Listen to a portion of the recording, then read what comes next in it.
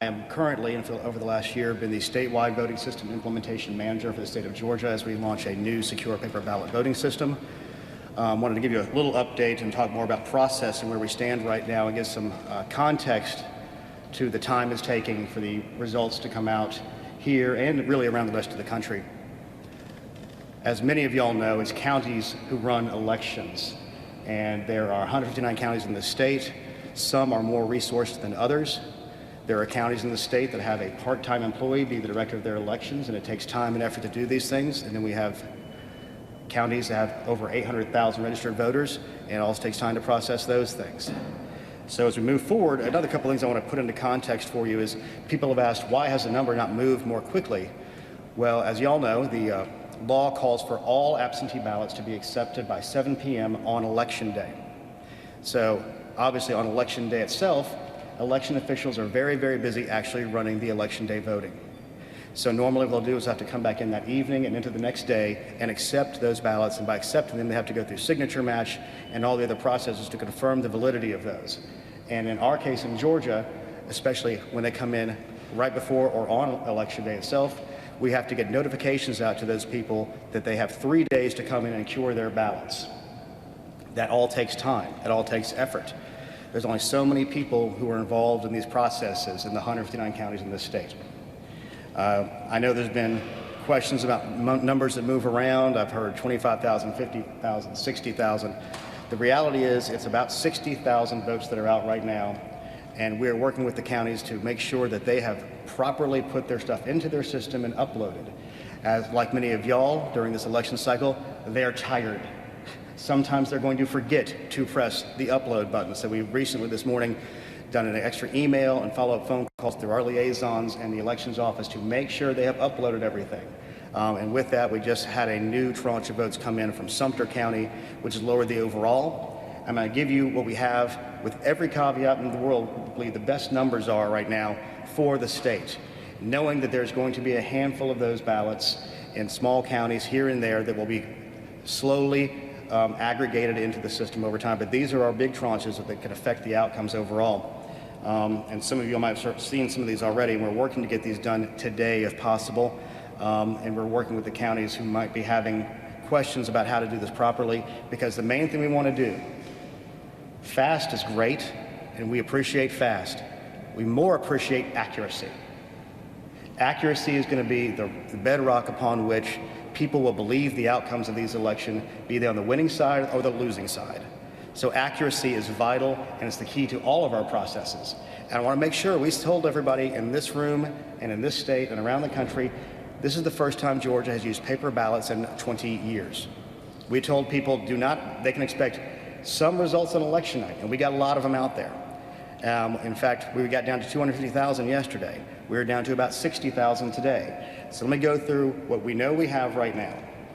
I brought my computer so I wouldn't screw it up. Bryan County, 3,027. Burke County, 494. Chatham County, 17,157. Clayton County, 7,408. Cobb County, approximately 700. Floyd County, 682. Forsyth County, 4,713. Fulton County, 11,200. Gwinnett County, 7,300. Harris County, 3,641. Lawrence County, 1,797. Putnam County, 1,552. Taylor County, 456. For a total right now of approximately just over 60,000 votes. The anticipation is we will continue to go through the process throughout the day and into the evening if necessary. I know there are large counties in this state that stayed overnight, Fulton County being one of those, to process these, and they've knocked their numbers down to that 11,200. We anticipate getting through this process today. One of the reasons that our friends in Chatham County take a little bit longer is they have a unique system where their board of registration is separate from their elections division, and they handle different sides of the absentee ballot and the reporting process. So that's one of the things that held them up, but I think we're through that process today, and I anticipate getting the majority of those 17,000 in today as well. So with that, I want to thank y'all for being here and answer any questions. We'll start with Justin over here. Yeah, Can you explain to us why that number seems to be such a moving target with the number of absentee ballots? As I said earlier, all the ballots that come in by 7 p.m. on election day had to be logged in. Now, at the same time, they're making reports on the other side. So they're drawing from let's say there's 10,000 ballots. They report 2,000 ballots. They add 1,000 ballots. That means you have 9,000 ballots. And that's why the number of potential votes that are available will continue to be changing. What we've essentially seen now is that number stopped growing, which is why we went from 250,000 yesterday about this time to 60,000 today. Yes, ma'am. We're seeing a lot of people online who are saying, with it taking so long, they have concerns about the validity. Can you talk about some of the security protocols that y'all have in place as the Secretary of State's office to make sure that the counties are counting everything properly and votes aren't appearing is what we're seeing? Well, the main thing, there's several things that work on this system, and the biggest one of all is we have a paper ballot, so there's going to be a record of what has occurred here, and if there's any questions, you can always go back to do an audit and a recount. In many places, everything is open to the public. We are poll watchers in many of these places. In places like Fulton County, the state has placed a monitor, and we had investigators go out and ask many questions about how these ballots are being handled and move forward. It's frustrating. Time, when everybody else is done. Here's the other thing, Florida has more to count than we do, but their margin's wider, so it doesn't matter as much. We have a much smaller margin, and we're aware of that fact, and the county elections officials feel that pressure. They understand. They are working hard. My hats are off to them having to go through this process and be under this level of scrutiny. They're all doing extremely well. And these are 159 elections directors and employees who are here to do the job of protecting democracy. When you go to talk to them, they think about that. They think about the votes of every person in this room and around the country. These people are not involved in voter fraud. These people are not involved in voter suppression. I'm telling you, they're doing their jobs every day. It is hard, and we are thankful to them for it, and we're going to work with them to make sure that every legal, lawful ballot is counted. Mr. Stripling, on risk limiting audits, can you tell us the criteria for the decision that will be made on what race to look at, and has that decision been made, and when will that RLA occur? The decision hasn't been made yet. The exact criteria is defined in the state election board rule. It'll be decided probably after we get the county certification or not long before. The secretary is the one who solely gets to make that decision, so I won't speak for him here. Will it be the closest race, though? Sir, I just said you can look at the SCB rules, and that outlines the definition. I'm not going to be able to answer that. Yes, sir. Gabriel Archer here with Next Door Media Group. I know Chatham County yesterday received a lawsuit from President Trump's campaign and their team. What do you want to tell Chatham County because they're concerned, given that they have 17,000 ballots, that you said still left in the process? It's a lawsuit that will be handled at the county level. As I understand it, it may only affect 50 ballots, but I'm sure that their legal counsel will give them the advice they need to get through that process. Mr. Fowler. Hold on one second. I can't hear anything with that, whatever they're doing up there. After these 60,000 absentee ballots will be processed, that won't be the end of counting. There's still provisional military overseas. Can you explain to everyone what the provisional ballot process is like, and if we have any idea of how many of those might be spread throughout the state? We are working with the counties to try to get a full understanding of how many provisionals might be available. Mr. Fowler, who's done a good job reporting on this election, makes a very good point that the election is not over just on the absentee ballots. There are absentee ballots from our overseas military voters that, if they are postmarked by Tuesday, have to be accepted by Friday. There are provisional ballots that need to be verified by Friday. And if you have an absentee ballot with an issue like missing a signature or something, you have until Friday to cure those. Yes, ma'am. Did you anticipate that this process would take as long as it is taking? That is why, literally, for the last 2 months, we have said it will be, Wednesday or Thursday before we knew the answer to this. So, yes. Yes, sir. Piggyback on that question about the suit against Chatham County. As you know, the Trump campaign is also threatening to sue other counties. Has the Secretary of State's office received any reports of the sort of irregularities that they're planning to support that? Any report we get of any kind of irregularity, our investigative division will look into and ascertain the validity of that report, and if necessary, investigate. Yes, sir. Is actively investigating claims of voter fraud right now for this particular election? I can't say for certain right now. I know we have reports around several things. I'm not sure about voter fraud or anything, because that's kind of a broad term. So I need more specific question, and we'll get with our investigations division and try to get a specific answer to that. Yes, sir. Can you tell us about that corrupt scanner in Gwinnett County? Nothing, because I've not heard of anything about a corrupt scanner in Gwinnett County. Sorry, corrupt card. I have no information about that. Yes, sir, Emma. The number of absentee ballots that's been put into ENET, is that the final number, or do you anticipate any more being processed?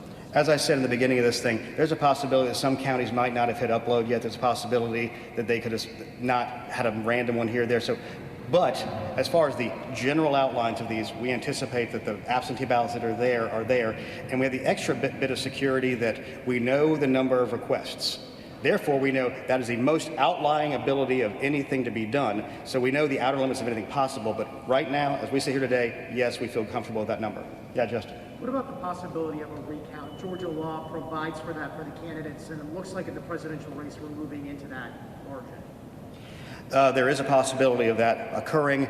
Georgia law calls for if you're within 0.5% of the certified result, then the losing candidate, or I guess the winning candidate if they wanted to, could call for a recount, and that would be a statewide recount conducted. And one of the things that we did in procuring our new Dominion voting system is we provided for knowing the state's general political situations after 2018, we provided high-capacity scanners to every single county in the state so that they could conduct a statewide recount if it became necessary.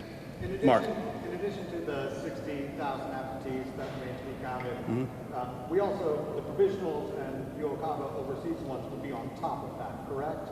Well, Mark, if you weren't late, you would have heard the answer to that already. No, I was good, but I wanted to clarify. Do we know how many that might be? We're working with the counties to get a final number on that, so yes. Yes, ma'am. Can you go ahead and certify the results before the adjudication process in some counties like Gwinnett is completed? No, that wouldn't be possible. The adjudication process gets us to the final number to certify. State law requires that the counties certify their results 10 days from the election, and then we have some time after that. We hope to do it faster than that because what we need to be able to do when the counties certify, we're then going to move into the risk limiting audit phase, and then after the risk limiting audit is closed out, then we will certify the election. Yes, ma'am. Were you able to get any additional information on just what happened in Spalding County, like why was it just those two counties who received information? As I said in the press conference on Election Day, we are focusing on getting the election itself done. We do believe it was a data set issue. Don't know exactly why yet, but we have our vendor. We're working on it. But right now, we are really focused on making sure we get the answers out. Yes, ma'am. Can I just ask one more clarification? You already sort of addressed this. So when it comes to the lawsuit from the Trump team, the one specific county, you're not investigating these sort of reports of ballots being moved, ballots being counted? I can't speak to what investigations have been opened yet. I know there's been discussions about that, but we'll have to get with you after that, after talking to our chief of investigations. Mr. Sterling, previously I think there was a Oh, noon, hey. Hi. Good to see you in person. Yeah. A noon approximation for deadline, and today you said, just now you said today if possible. So end of day today maybe is sort of the time. I am prayerful that we can get to a resolution by the end of the day, but as has been pointed out by everybody, this is going to be an extremely close margin, especially in the presidential election, and we anticipate every one of those UOCAVA and curable ballots and provisionals may come into account in that. So having a final one, it may take a minute. Stephen. Can you describe further the adjudication process for these absentee ballots and what changes have been made from the June primary? Probably not, but I can give it a shot. The adjudication process is a new system here in Georgia. Under the old system of scanning, when you had hand-marked paper ballots, which are something that, unfortunately, as a hand-marked paper ballot, is very open to human frailty and mistakes. We can use an electronic adjudication system where it takes a picture of those ballots, and the computer used to just say, if it's an overvote, we're going to kick it out, which means there's 2 ovals marked for a single race. We're going to kick it out, and then a human being will get a chance to look at it. Under the new system, it will also look at overvotes, plus it will look at anything like an ambiguous mark. So if somebody has a check mark or anything like that, it brings it up onto a screen, and a bipartisan panel will then examine that ballot to discern the voter intent. Then it is marked in the system, and then it can be counted properly. Yes, sir. How many ballots have been tossed out at this point in time? Do you have that number?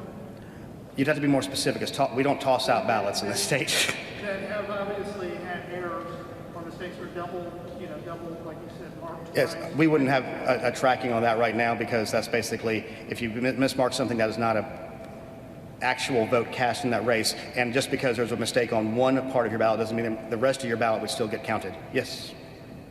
Sorry, Mel. Richard Barron is saying that 130,000 important have been adjudicated. Is that correct? Okay, that kind of made my skin crawl.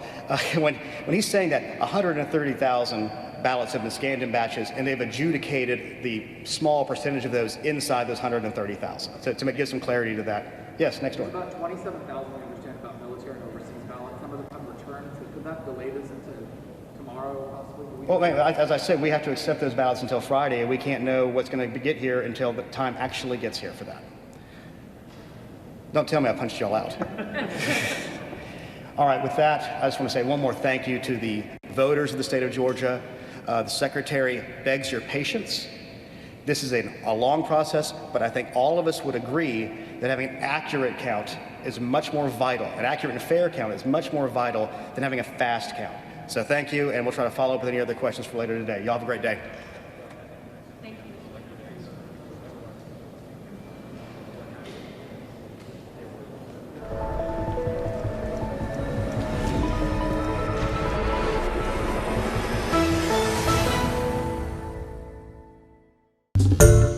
Hi everyone, George Stephanopoulos here. Thanks for checking out the ABC News YouTube channel. If you'd like to get more videos, show highlights, and watch live event coverage, click on the right over here to subscribe to our channel, and don't forget to download the ABC News app for breaking news alerts. Thanks for watching.